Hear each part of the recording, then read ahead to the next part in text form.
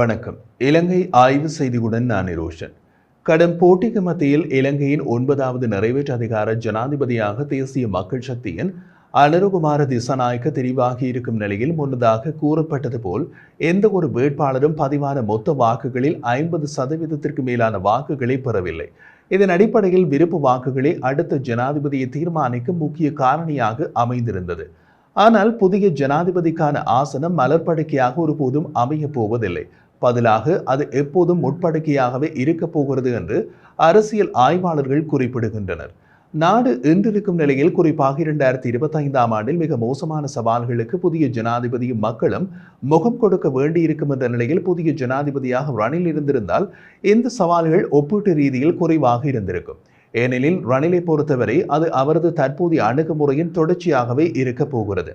ஆனால் தற்போது அனுரகுமார திசாநாயக்க தெரிவு செய்யப்பட்டிருப்பதால் சிலவற்றில் தொடர்ச்சியையும் பலவற்றில் மாற்றங்களையும் அவர் மட்டுமல்ல மக்களும் எதிர்பார்ப்பதால் நாட்டில் உள்ளும் புறமும் கடும் சவால்களுக்கு முகம் கொடுக்க வேண்டி இருக்கும்.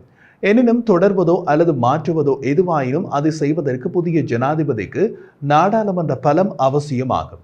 1978ஆம் ஆண்டு நாடு ஏற்றுக்கொண்ட புதிய அரசியல் அமைப்புக்கமைய உருவாக்கப்பட்டு நிறைவேற்று அதிகாரமுடைய ஜனாதிபதி ஆட்சி முறையில் சிறிய மாற்றங்கள் அவ்வப்போது மேற்கொள்ளப்பட்ட போதிலும் நாட்டின் ஆட்சி அதிகாரத்தில் பெரும்பகுதியை தன்வசம் கொண்டுள்ள ஒருவராக ஜனாதிபதி விளங்குகிறார். நாடாளுமன்றத்திற்கு வெளியே இருந்தாலும் நாடாளுமன்றத்தை கட்டுப்படுத்தும் அதிகாரங்களை கொண்டிருப்பதோடு அமைச்சரவையின் தலைவராகவும் விரும்பியவாறு அமைச்சுக்களை பகிரவும் தன்வசம் கொண்டிருக்கும் தேவையான அதிகாரத்தையும் அவர் அரசியல் அமைப்பினூடாக பெற்றிருக்கிறார். நாடாளுமன்றத்தின் அதிகாரம் பெருமளவுக்கு சட்டவாக்கத்துடனும் நிதி ஒப்புதலுடனும் மட்டுப்படுத்தப்பட்டிருப்பதால் ஏனைய ஆட்சி அதிகாரங்கள் யாவும் ஜனாதிபதி என்ற தனிநபரின் கையில் குவிந்துள்ளது. அதனாலேயே நாட்டின் தற்போதைய மீட்சி நிலைக்கு ரணில் தனியுரிமை கோருவதையும் யுத்த வெற்றிக்கு மகிந்த உரிமை கோரியதையும் காணும் அதே நேரம் ஏற்படும் தோல்விகளுக்கு தனித்து அவர் தலையிலேயே சுமத்தப்படுகிறது. இதற்கு உதாரணமாக தனது தவறுகளோடு முன்னைய ஜனாதிபதிகளின் தவறுகளையும் சுமந்து கோட்டாபய ராஜபக்ச நாட்டை விட்டு வெளியேறியதை குறிப்பிடலாம். ஆனால் வெற்றிகளுக்கு உரிமை கோரும் இலங்கை ஜனாதிபதிகள் தோல்விகளுக்கு ஒருபோதும் பொறுப்பு கூறுவதோ தாமாக பதவி துறப்பதோ கிடையாது. இந்த நிலையில் புதிய ஜனாதிபதியாக இருக்கும் அனுரவுக்கு இன்னமும் மீழ்ச்சியோ அன்றி உறுதியோ அடையாதிருக்கும் நாட்டின் பொருளாதார கூறுகள் ஒட்டுமொத்த மக்களின் நலிவடைந்த வாழ்க்கை தரத்தை மேம்படுத்துவதற்கான கோரிக்கைகள் இந்த விடயங்களை துருப்புச்சீட்டுகளாக பயன்படுத்தி நாட்டின் மீது மேற்கொள்ளப்படும் வெளிநாட்டு மற்றும் சர்வதேச நிதி நிறுவனங்களின் அழுத்தங்கள் இனப்பிரச்சினைக்கான தீர்வு தொடர்பாக இனங்களுக்கு இடையிலான புரிந்துணர்வின்மை தலைவர்களின் இனம் சார்ந்த கட்சி சார்ந்த அரசியல் கலாச்சாரம் இவற்றுடன் மோதுவதற்கு தேவையான நாடாளுமன்ற பலம் போன்ற பல சவால்கள் இப்போது காத்திருக்கிறது. மறுபுறத்தில் தேர்தல் வெற்றிக்காக வழங்கிய வாக்குறுதிகளையும் அவரை துரத்துவதற்கு காத்திருக்கிறது. நிறைவேற்று அதிகாரத்தை ஜனாதிபதி வைத்திருந்தாலும் சட்டம் நிதி திட்ட ஒப்புதல் போன்றவற்றுக்கு நாடாளுமன்றம் மற்றும் அமைச்சரவையின் பலம் அவருக்கு அவசியமாகும். அதன்படி முக்கிய சவாலாக இருந்த நாடாளுமன்றம் இப்போது கலைக்கப்பட்டு அந்த சூட்டோடு நாடாளுமன்ற தேர்தலுக்கும் அழைப்பு விடுக்கப்பட்டுள்ளது. அதாவது ஜனாதிபதியான வெற்றியோடு நாடாளுமன்ற தேர்தலை நடத்தினால்தான் அதிக எண்ணிக்கையிலான உறுப்பினர்களை பெற முடியும் என்பது அனுராவுக்கு தெரியும்.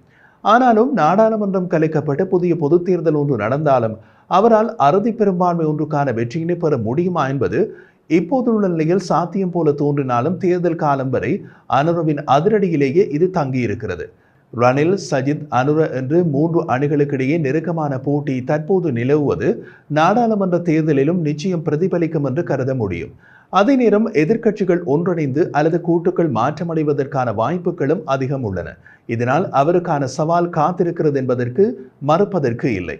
அனுர ஜனாதிபதியாக உள்ள நிலையில் ரணில் அல்லது சஜித் தரப்புகளோடு இணைந்துள்ளவர்கள் மாறி அல்லது 2 பேரும் சேர்ந்து கூட்டுக்களை அமைப்பதில் எந்த பிரச்சனையும் இருக்காது.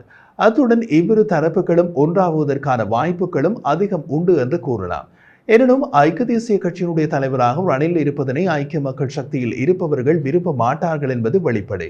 அதையே முன்னாள் நாடாளுமன்ற உறுப்பினர் பாட்டாளி சம்பிக்க ரணவக்கவும் குறிப்பிட்டிருக்கிறார். அதாவது சஜித் பிரேமதாச தலைமையிலான ஐக்கிய மக்கள் சக்தியுடன் ஐக்கிய தேசிய கட்சி கூட்டணி அமைக்க விரும்பினால் ரணில் விக்ரமசிங்க தலைவர் பதவியிலிருந்து விலக வேண்டும் என்றும் ருவான் விஜயவர்தன ஐக்கிய தேசிய கட்சியினுடைய தலைமை பொறுப்பை ஏற்க வேண்டும் என்றும் அவர் வலியுறுத்தியுள்ளார். ஐக்கிய மக்கள் சக்தியோடு ஒப்பிடுகையில் சிறிய அரசியல் சக்தியாக உள்ள ஐக்கிய தேசிய கட்சியை இது தொடர்பாக தீர்மானிக்க வேண்டும் என்பது அவரது வாதம். இந்த நிலையில் தேசிய மக்கள் சக்தி பிற கட்சிகளுடன் கூட்டமைப்பதில் மிக அவதானமாகவே இருக்கும். அது மட்டுமின்றி சிறுபான்மை தேசிய இனக்கட்சிகள் அவர்களோடு கூட்டு சேர்வதில் தயக்கம் காட்டக்கூடும். மேலும் உதிரி கட்சிகள் மற்றும் சுயேட்சை வேட்பாளர்களிடமிருந்தும் உறுப்பினர்கள் தெரிவாகலாம். இதன் காரணமாக பதவியை பெற்ற அனுரவுக்கு எதிரான ஒரு அணியிடம் நாடாளுமன்ற அதிகாரம் சென்றடையக்கூடிய வாய்ப்பையும் தற்போதைய சூழ்நிலையில் நிராகரிக்க முடியாது. மறுபுறம் அனுர ஜனாதிபதியாவது விரும்பாத வெளிநாட்டு சக்திகளும் இவ்வாறான குழப்ப நிலை ஒன்றை உருவாக்குவதில் ஆர்வம் காட்டக்கூடும் என்ற சூழ்நிலையும் உள்ளது. எது எப்படியோ நாடாளுமன்றத்தின் பெரும்பான்மையை நிரூபிக்க வேண்டிய கட்டாயம் இன்றைய சூழ்நிலையில் ஜனாதிபதி அனுரகுமார திசாநாயக்கவுக்கு மிக முக்கியமாக காணப்படுகிறது. காரணம், நாடாளுமன்றமும் அவருக்கு ஆதரவான உறுப்பினர் எண்ணிக்கையும் சரியாக இருந்தால்தான் சட்டம், நிதி, திட்ட ஒப்புதல் போன்றவற்றை நிறைவேற்றுவதற்கு சரியாக இருக்கும். இல்லாது போனால் அனுரவால் கொண்டுவரப்படும் சட்டங்களோ அல்லது திட்டங்களோ நாடாளுமன்றத்தில் தோற்கடிக்கப்படலாம். எனவே நாடாளுமன்றத்தின் அவசியத்தையும் அவரது ஆதரவாளர்களின் அவசியத்தையும் அனுரகுமார நிச்சயமாக புரிந்து வைத்திருப்பார் என்று நம்பலாம்.